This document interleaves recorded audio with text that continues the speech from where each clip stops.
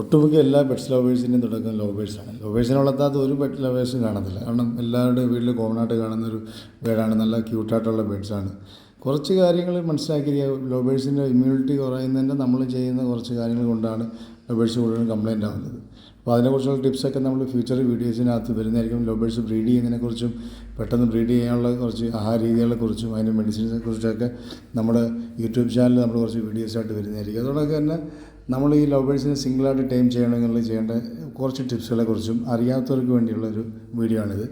അറിയാവുന്നവർ ഒരുപാട് പേര് കാണും. അപ്പോൾ ഇതിന് നമ്മളൊരു സെലക്ട് ചെയ്യുക, ഒരു 4 മാസം 5 മാസം പ്രായമുള്ള അല്ലെങ്കിൽ അഡൽട്ടായിട്ടുള്ള സിംഗിൾ പീസ് ലവേഴ്സ് വീട്ടിലുണ്ടെങ്കിൽ അതൊന്ന് സെലക്ട് ചെയ്യുക. പിന്നെ ചിറകൊന്ന് ടേപ്പ് ചെയ്തതിന് ശേഷം സിംഗിളായിട്ടൊരു കൊച്ചു കൂടിനകത്ത് ഇതിനെ സെപ്പറേറ്റ് ചെയ്യുക. 1-2 ദിവസം നമ്മളതിനെ എടുക്കുമ്പോൾ ഇച്ചിരി വെപ്രാളവും അഗ്രഷനൊക്കെ കാണിക്കും.